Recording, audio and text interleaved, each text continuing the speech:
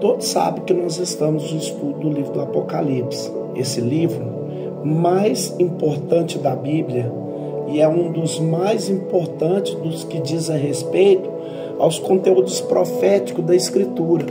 É o único livro profético do Novo Testamento e nós estamos estudando esse livro versículo por versículo. Semana passada eu estudei com vocês os 6 primeiros capítulos, né? Vamos relembrar o que nós vimos. No capítulo 1, nós estudamos sobre a visão, né, de João lá em Pátimo, né? Jesus glorificado. Quando Jesus apareceu a João, no meio dos 7 castiçais, com 7 estrelas na sua destra, né? Com a veste comprida, com cinto aos seus peitos, com os olhos com chama de fogo, os pés latão reluzente. Nós estudamos essa visão que João teve lá por volta do ano 90, 96, mais ou menos, depois de Cristo. Estudamos também os capítulos 2 e 3, que é os capítulos mais amados desse livro, que descreve as 7 cartas enviadas às 7 igrejas da Ásia, a Éfeso, Esmirna, Pérgamo, Tiatira, Sardes, Filadélfia e Laodiceia. Nós aprendemos com os erros e com os acertos dessas igrejas. E estudamos o capítulo de número 4, essa visão belíssima, maravilhosa, claro, que é uma imagem ilustrativa, mas a visão que João teve, o trono da majestade, né, de Deus, para um ancião que estava exilado lá numa ilha, esperando a hora da morte, e teve o privilégio de ter o arrebatamento de espírito e ver uma porta aberta no céu.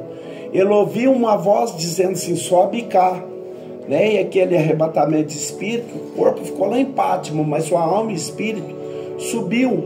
Ele teve essa visão do trono da majestade.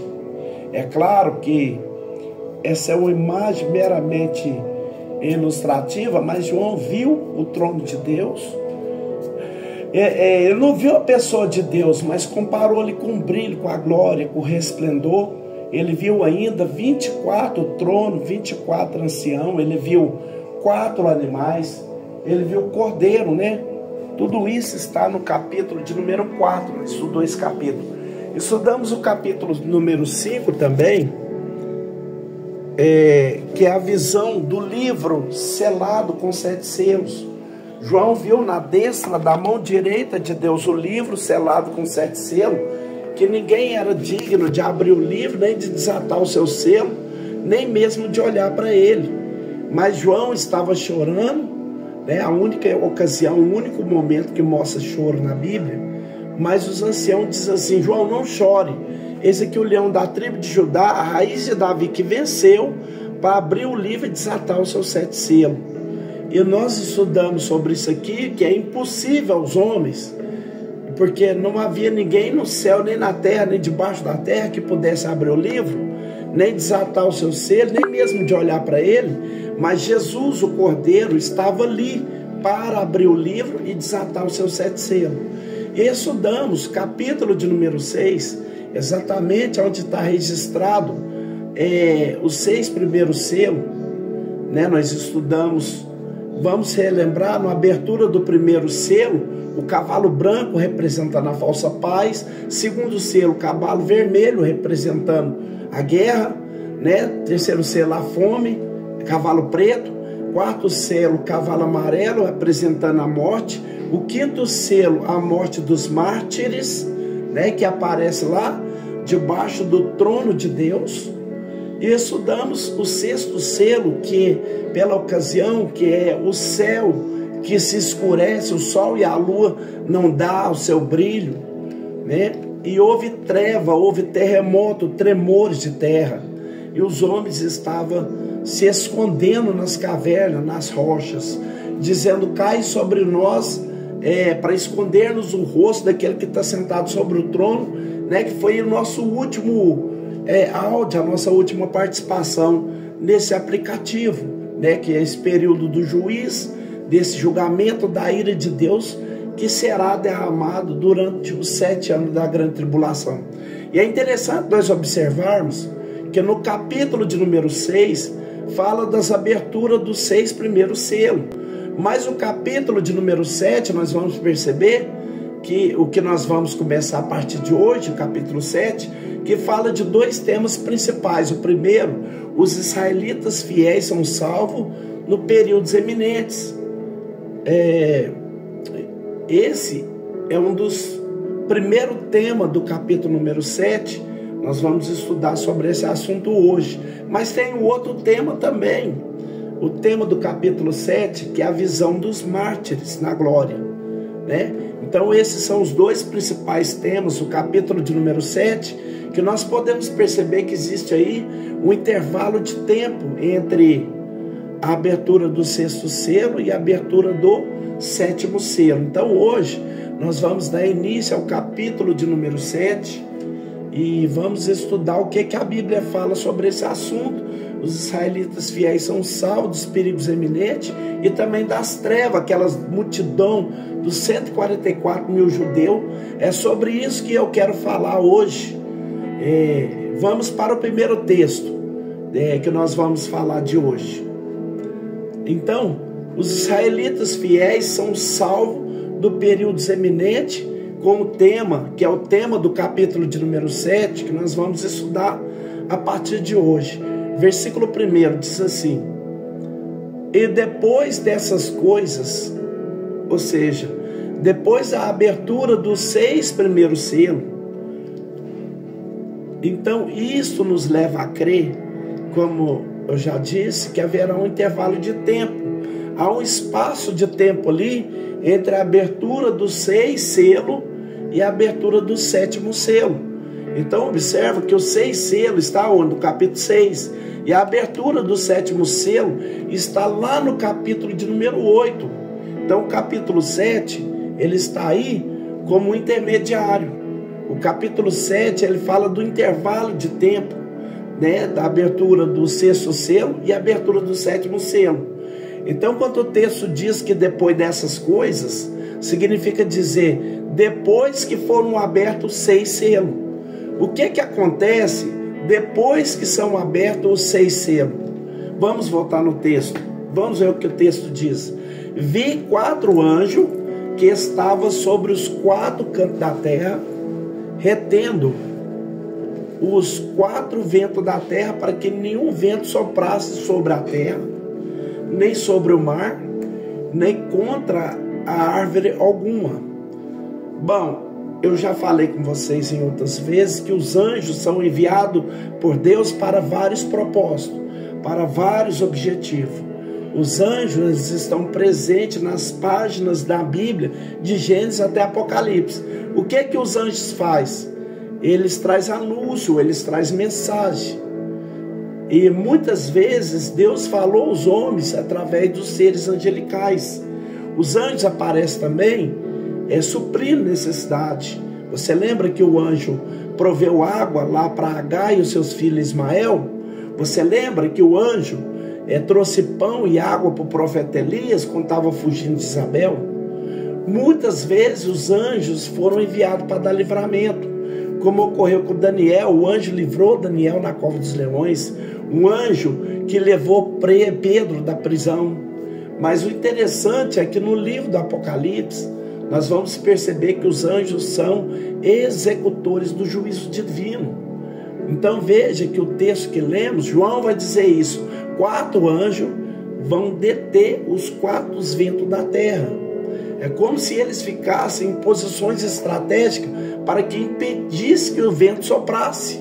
Vamos ver o que o texto diz. Depois dessas coisas vi 4 anjos que estavam sobre os 4 cantos da terra, retendo os 4 ventos da terra, para que nenhum vento soprasse sobre a terra, nem sobre o mar, nem contra árvore alguma. Então, quer dizer, o que nós podemos aprender? Que além das guerras, das fomes, da morte, das epidemias, dos terremotos, das catástrofes que ocorrerá durante a grande tribulação, haverá também um calor insuportável. Os irmãos imaginam, né, o que é o vento parar de soprar. E é interessante que esse juízo, ele é universal. os anjos vão impedir que o vento sobre as águas, sobre o mar, sobre as árvores. Então esses anjos vão estar ocupando posição estratégica enviado por Deus no período da grande tribulação, que é o período do juízo, que é o período do julgamento. Então, além de todas aquelas catástrofes que nós já falamos, haverá também esses anjos que estarão retendo os ventos, impedindo que o vento sopre, fazendo com que o calor aumenta dolorosamente, tornando a vida aqui na terra simplesmente insuportável.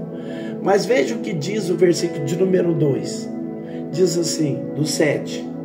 E vi outro anjo subindo a banda do sol nascente, e que tinha o selo do Deus vivo, e clamou com grande voz aos 4 anjos, a quem foram dado o poder de danificar a terra. Então observe que João vê o outro anjo, e esse anjo, ele tinha o selo do Deus vivo. Eu posso dizer que esse anjo tinha uma dupla missão. A primeira era assinalar os 144 mil judeus, que nós vamos falar sobre eles ainda hoje. E o anúncio desse anjo era trazer uma mensagem, né? Os 4 anjos, eles tinham recebido de Deus a autoridade para reter os ventos. Então o que é que nós aprendemos aqui? Haverá grupos de pessoas que serão seladas durante a grande tribulação. Haverá um grupo de 144 mil judeus. Nós vamos falar sobre isso daqui a pouco. Esse selo não cremos que seja literal, não cremos, mas será os 144 mil homens que serão escolhidos para uma missão específica. Observe, por exemplo, o que diz o capítulo 9, versículo 4. Veja o que o texto diz. É a ocasião da 5ª trombeta que nós vamos estudar ainda. Diz assim: e foi-lhes dito que não fizesse danos à erva da terra, nem a verdura alguma, nem a árvore alguma, mas somente aos homens que não têm na testa o sinal de Deus. Então haverá homens selados, pessoas seladas por Deus, escolhida para um trabalho, para uma feitoria específica durante a grande tribulação. E haverá também aqueles que são assinalados ali através do 666, né? Sobre o chip, né? Que nós vamos estudar no capítulo de número 13, versículo de número 16. E faz que a todos, pequenos e grandes, ricos e pobres, livres e servos, que seja posto um sinal na mão direita ou na testa, para que ninguém possa comprar ou vender, senão aquele que tiver o sinal e o nome da besta, que é o nome do seu número. O que é que nós podemos entender? Que durante o período sombrio da grande tribulação, haverá um grupo de pessoas escolhidas por Deus para um trabalho específico, para uma missão específica. Isso aqui não é predestinação, é uma escolha para um trabalho, um serviço específico. E haverá também aquele grupo que estará sendo assinalado aqui, que terá a marca da besta, aqueles que apoiaram o plano do anticristo e do falso profeta. O versículo 2, olha o que é que fala. E vi outro anjo subindo a banda do sul. Por que da banda do sol nascente? Porque é a banda do oriente, né? Nos leva a entender que a nação de Israel era lá que estava esse anjo. Aí ele diz, e que tinha o selo do Deus vivo. É como se esse anjo aí tivesse essa missão, essa responsabilidade de selar um número de pessoas para um trabalho, para algo específico. Aí esse anjo, ele clamou aqueles 4 anjos que reteu o vento, dizendo assim, o que que ele diz? Ele diz assim, olha o que que ele diz aos 4 anjos. Versículo 3, ele diz assim, não danifiques a terra, nem o mar, nem as árvores, até que os assinalados na terra, o servo do nosso Deus. Veja que esse texto, ele tanto fala de juízo, de julgamento, mas ele fala também de proteção. Não sei se você viu isso, mas existem os 4 anjos para executar juízo, mas existe também um anjo ali para assinalar, dando uma ideia de proteção. Um grupo de pessoas será protegida como nós lemos aqui no capítulo de número 9, no versículo 4. Então nós vamos ver tanto a execução como o juízo divino, que será realizado pelos anjos de Deus, está no versículo 1 e 3, e no versículo 4 a 8, do 7 do Apocalipse, nós vamos ver um grupo de 144 mil judeus que serão assinalados para serem preservados por um período de tempo durante a grande tribulação. Por essa razão que aparece lá da banda do sol nascente, ele diz aos 4 anjos, aguarda um momento, espera um pouco, em outras palavras, aguarda que nós vamos assinalar, eu vou assinalar o servo do nosso Deus. Quem são esses servos de Deus? Quem são esses 144 mil? Eu não creio que é a igreja, né? A minha forma de interpretação acredita que a nossa igreja será arrebatada antes da grande tribulação e a igreja estará com Cristo no céu.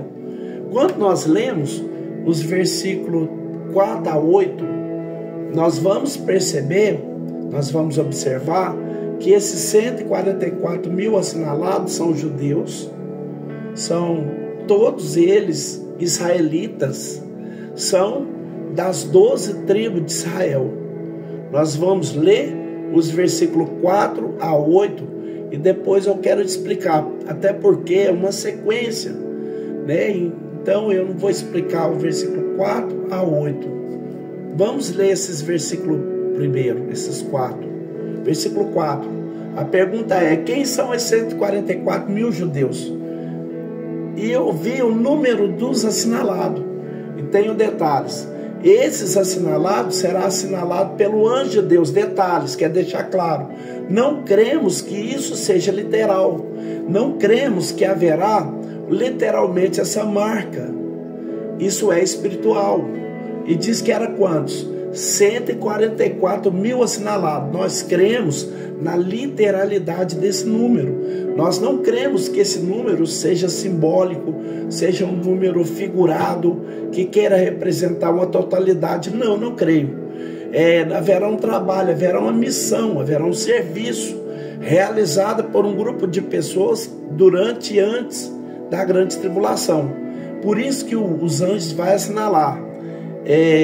Durante a execução do seu juízo, eles estarão escolhendo 144 mil pessoas para que sejam dotadas, para que seja preservada, para que por um período de tempo essas pessoas não sejam mortas, para que eles possam cumprir a missão, um trabalho, executar um serviço durante o período da grande tribulação. Aí diz que eles eram de onde? De todas as tribos dos filhos de Israel. Então está muito claro no texto que esse é o número específico. Quantos? 144 mil assinalados. E é um povo específico também, de todas as tribos dos filhos de Israel. Versículo 5. Aí diz: da tribo de Judá havia 12 mil assinalados. Da tribo de Ruben, 12 mil. Da tribo de Gate, 12 mil. Da tribo de Azer, 12 mil. Da tribo de Naftali, 12 mil. Da tribo de Manassés, 12 mil. Da tribo de Simeão, 12 mil. Da tribo de Levi, 12 mil. Da tribo de Zacar, 12 mil. Da tribo de Zebulon, 12 mil. Da tribo de José, 12 mil. Da tribo de Benjamim, 12 mil. Eu não sei se você lembra, mas quando nós estudamos sobre as 70 semanas de Daniel, a profecia acerca das 70 semanas de Daniel, nós vimos que nós estamos no intervalo de tempo entre a 69ª e a 70ª semana. Nós dissemos que o relógio parou para o povo judeu. O que é a profecia de Daniel? Capítulo 9, versículo 24 a 27, ela não é para a igreja, ela é específica para o povo judeu. O anjo diz a Daniel: 70 semanas está destinada sobre o seu povo e sobre a sua cidade. Então é para o povo judeu. A contagem de tempo parou na 70ª semana. Então nós estamos vivendo um intervalo chamado período de gentios ou da igreja, o intervalo. E nós dissemos aqui, muitas vezes, que na ocasião que a igreja for arrebatada, aí começa o relógio a contar a última semana, a 70ª semana, que é o último período do tratamento de Deus com o povo judeu. Então vamos ver se eu consigo entender isso aqui. Deus escolheu um pouquinho de Israel, na semente de Abraão, Isaac e Jacó, primeiro para nos dar a escritura, segundo para revelar seu mundo, terceiro para enviar o seu Messias. O que Deus esperava do povo judeu? Que os judeus recebessem o Messias e anunciassem o Messias, mas os judeus não fizeram isso. João capítulo 1 versículo 11 diz isso: veio para o que era seus e os seus não conheceram, eles não receberam, os seus não receberam. Então os judeus rejeitaram o Messias, rejeitaram Jesus, não creram que Jesus era o Messias. Aí Jesus fundou a igreja, e a igreja é composta de judeus e gentios. A igreja agora está cumprindo a missão, mas Deus não rejeitou o povo dele. Deus vai voltar a tratar com esse povo durante a grande tribulação. Então, durante a grande tribulação, durante os 7 anos da grande tribulação, o anjo de Deus vai selecionar. Ele é escolhido por Deus, mas ele vai selecionar esses 144 mil judeus, essas 144 mil pessoas da tribo de Israel, para um propósito específico durante o período da grande tribulação. Então o texto está claro, é um número específico, 144 mil judeus, é um povo específico de todas as tribos de Israel. É bem verdade que algumas pessoas interpretam esse texto falando que é o número de pessoas que será arrebatado. Você já deve ter ouvido que é pessoas que chegaram na sua casa dizendo que 144 mil será arrebatado, mas nós não cremos assim. E eu gostaria de explicar por que eu não creio que os 144 mil representam o número de sábios, de salvos, que será arrebatado. Vou te dar vários motivos. Primeiro, o texto diz que eles são israelitas. Eles pertencem aos 12 tribos de Israel. São 12 mil de cada tribo. Não tem como nós alegorizarmos esse texto e dizer que é um sentido simbólico que está figurado. Fica claro, não tem nenhum motivo que nós possamos interpretar esse texto assim. Se fosse realmente os cristãos que fossem arrebatados, significa dizer que Jesus viria vir cá buscar somente os judeus, Em outras palavras, só teria direito de morar no céu aqueles que fossem descendentes de Abraão, de Isaac e de Jacó. E assim, nós gentios, nós que não somos descendentes de Abraão, a nossa fé seria vã. Nós estaríamos pregando o evangelho, uma promessa que não é para nós. Em terceiro lugar, como explicar a grande comissão? A missão sublime da igreja de anunciar o evangelho a toda criatura. Se apenas os judeus fossem arrebatados, que sentido faria para nós pregar o evangelho a toda criatura se somente 144 mil judeus vai ser arrebatado? Eu gostaria de ler aqui, eu sei que você já conhece os textos da grande comissão, mas eu gostaria de reler essa missão, essa sublime tarefa entregue pelo Senhor Jesus da sua igreja, de levar a mensagem do evangelho a toda criatura. Por exemplo, lá em Mateus capítulo 28, e no versículo 19 e 20, diz assim: portanto, ide, ensinai todas as nações, batizando-as em nome do Pai, do Filho e do Espírito Santo, ensinando-as a guardar todas as coisas que eu vos tenho mandado, e eis que vos estou convosco todos os dias até a consumação do século. Então Jesus disse que deveria fazer discípulo de onde? De todas as nações. Em Marcos, Evangelho de Jesus, escrito por Marcos, no capítulo 16, no versículo 15, é um texto bem conhecido. Jesus diz assim: ide por todo o mundo, pregai o evangelho a toda criatura. Ou seja, o mundo inteiro e toda criatura pode ser salva, pode morar no céu. E não é só o povo judeu. não é só os descendentes de Abraão, de Isaac e de Jacó. Vamos ver outro texto. Lucas capítulo 24, versículo de número 46 e 47. Jesus, após a sua ressurreição, Jesus apareceu aos 12. E Jesus disse assim: assim está escrito, e assim convinha que o Cristo padecesse e ao terceiro dia ressuscitasse dos mortos, e em seu nome se pregasse o arrependimento e a remissão do pecado em todas as nações, começando por Jerusalém. Veja que coisa linda, né? O evangelho estaria sendo pregado em Jerusalém, mas ele deveria alcançar o quê? Todas as nações.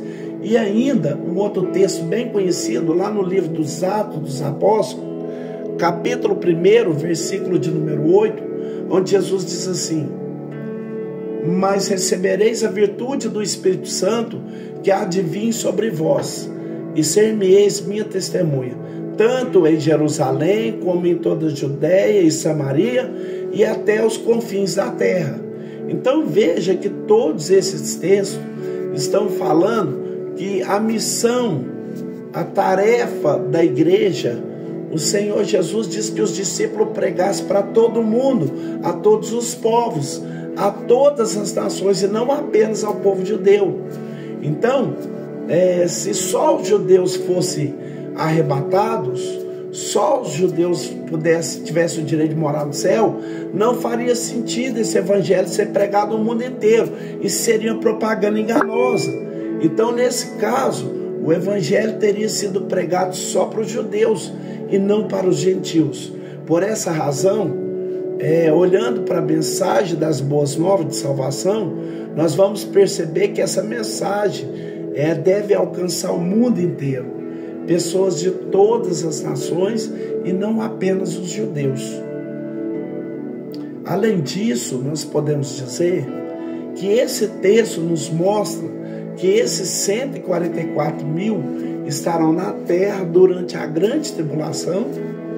A igreja estará no céu, com Cristo no céu. A igreja será arrebatada antes que dê início os 7 anos da grande tribulação. Mas esses 144 mil judeus estarão na terra. Eles serão assinalados para que não seja destruído durante o período, da grande tribulação. Então, naquele período, naquela série de juízo que será derramado, eles serão poupados, O período da grande tribulação é o período da ira de Deus sobre os homens, e a igreja estará isenta disso aqui. É por isso que nós somos pré-tribulacionistas. É por isso que nós cremos que a igreja será arrebatada antes que dê início à grande tribulação. Vamos ler alguns textos bíblicos que comprova, que confirma que o que eu estou dizendo. Primeiro, observe que a grande tribulação é o período da ira de Deus sobre a terra. Capítulo 6, e no versículo 16 e 17, que nós estudamos já na semana passada. Os reis da terra, e os grandes, e os ricos, e os tribunos, e os poderosos, e todo servo, todo livre, se esconderam nas cavernas, nas rochas das montanhas. Dizia aos montes, aos rochedos: caí sobre nós, e escondei-nos do rosto daquele que está sentado sobre o trono e da ira do Cordeiro, porque é vindo o grande dia da sua ira, e quem poderá subsistir? Então, essa grande tribulação, Deus estará exercendo seu juízo sobre a terra, sobre os ímpios, sobre os incrédulos, sobre os pecadores, sobre aqueles que não creram no evangelho, sobre aqueles que creram, mas rejeitaram, renunciaram à mensagem do evangelho, sobre aqueles que não seguiram, não serviram a Deus. E desse período, a igreja estará isenta. Vamos ver? Primeiro aos Tessalonicenses, capítulo de número 1, versículo 2 e 10.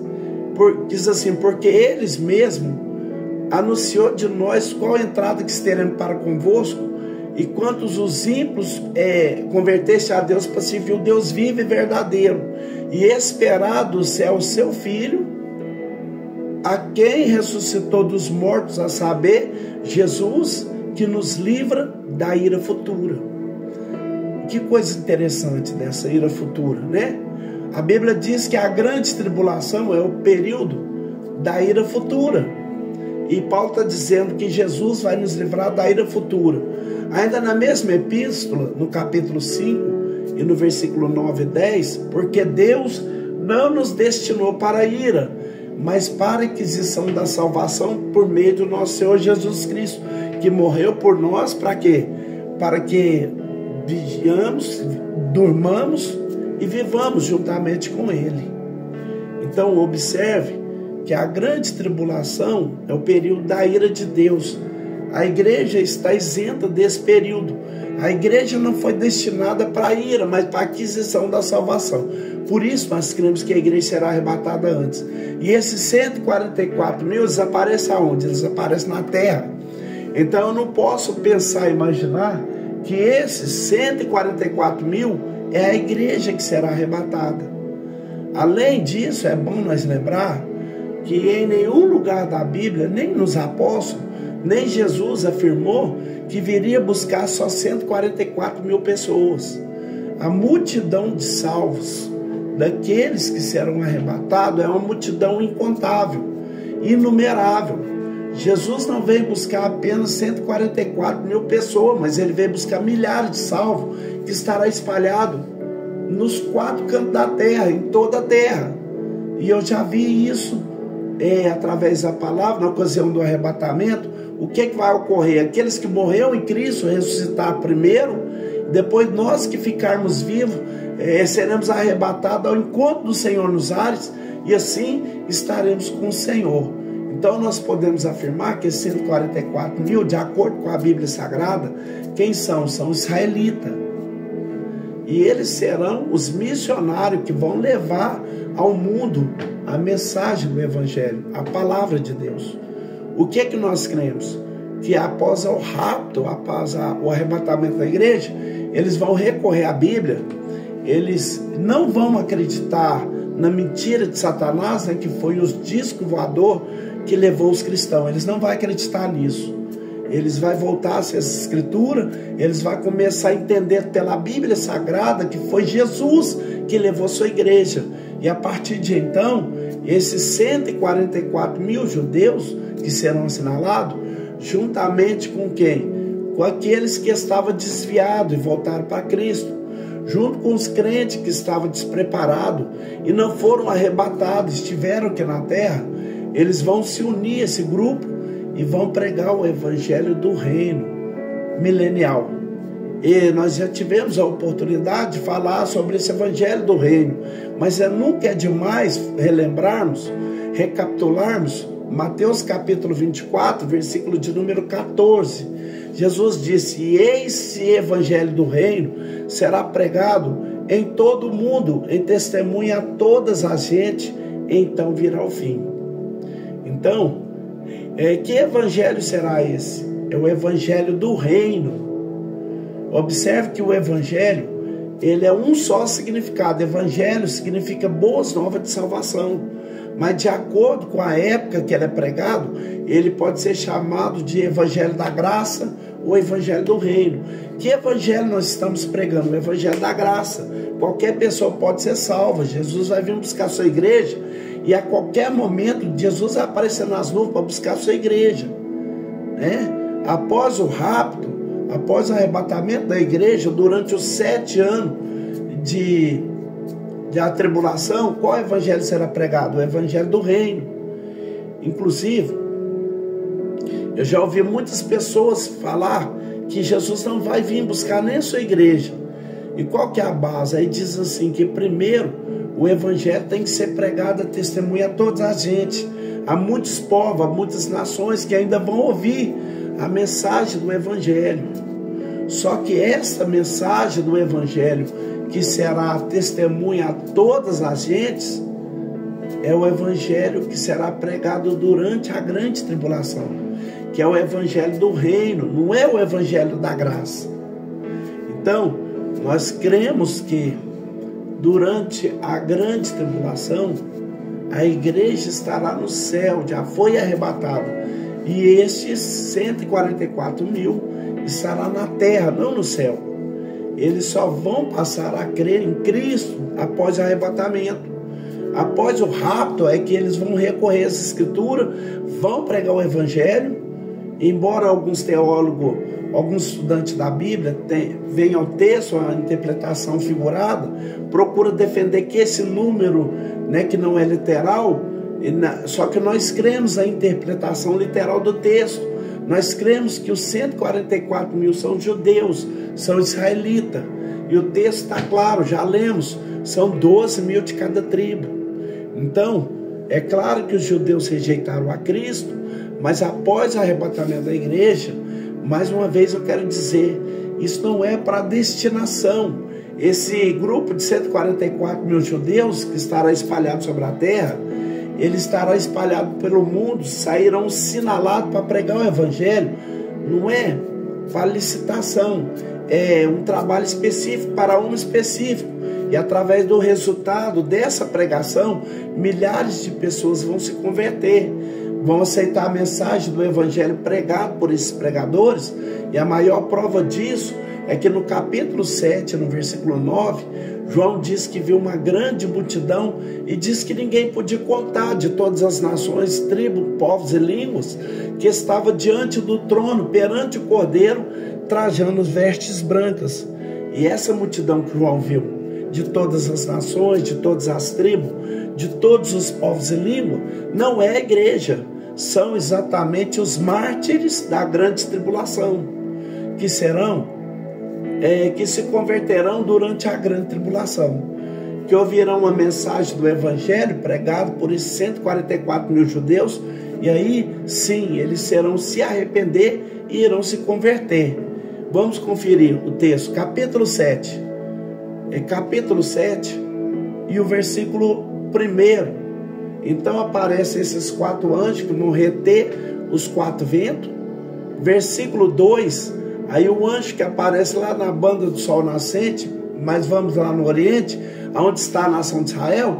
Aí eles dizem, os 4 anjos assim: não danifique a terra, não mate nem o mar nem as aves, até que seja assinalado na testa o servo de nosso Deus. Esse é o versículo número 3.